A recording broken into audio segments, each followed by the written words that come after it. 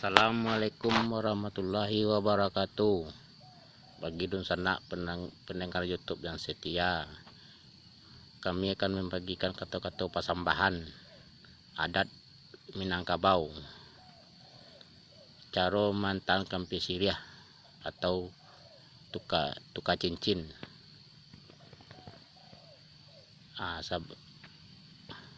Konyo kata-katanya mak datuk ambai imbau, tapi sungguh pun mak datuk surang nambo imbau sipeknya usagalo silang sapangka ateh karakok namba junjung. Silang sapangka nyenyak jo mamak junjungan sagalo urang sumando. Nanta sabui bako jo baki walau baipa jo babisan bayak bandan basumandan. Mahalembak nan daripada itu nantai imbau. Korong jo kampuang. Walau badusun banagari imam katik labai pegawai ba orang tua ba anak muda matah kapalu muda detehnya. Pendek kata mak datuk dia teh sasungkui atok di bawah satanai lapiak langkok di imbon angko. Banyak lagi ambo kini nan datang dari Subarang. Kok bajalan Allah belapeh payah rokok sabatang nalah nguih paluah di dado nalah talah kariang. Kecek mengecek Allah pulau.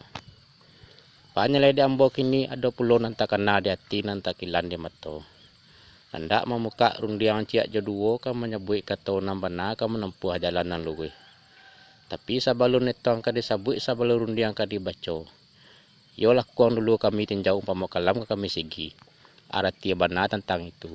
Alah kau cukup saron silang sapangka atau adojo kan nanti. Sado tu dulu madatua. Lalu madatua jawabannya adalah sampai ke Pulau Mudo umpama lah madatua. Iko menengah kato ke Pulau Mudo tu yolah kato nan sabananya. Biriak tabang ke samak tiba di samak lalu mengarok ke dalam padi. Dari niniak turun ke mamak, dari mamak turun ke menakan, tinggal kita menepi. Baru punya di madatua nan datang dari Subarang.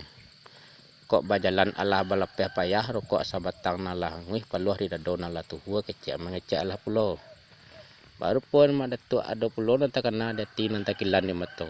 Hendak memuka rundiang cek jeduo kan menyebut kata nambana kan menempuh jalanan luwe. Tapi sebelum netong kada sabut sebelum rundiang kada dibaca. Lakuang bunyinya ke batin jauh pamakalam ke pasigi. Artinya benar tentang itu. Alah kau cukup saguan silang sapangka atau adojo kan nanti. Kan betul punya tadi. Banyak lagi dambok ini kok teh benar dilahir kata mak datuk tu yo bajak cepet mah rundiang mau pulang lagi.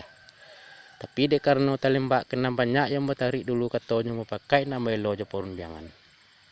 Nak mencari bulek nan sagolek apa mau picak nan saleang. Malembak nan daripada itu. Kerang kari baju orang sunua bajai balun basudahan bau kekinci koto tuo. Dan dia ambo mak datuk. Lamaknya menih tu mah nan lomba lulu aku pai ambek baluhan menunggulah mak datuk seketiko. Nak beyo kami ateh bonus anak mau pakai ateh saudara. Kabak pulau ke kota.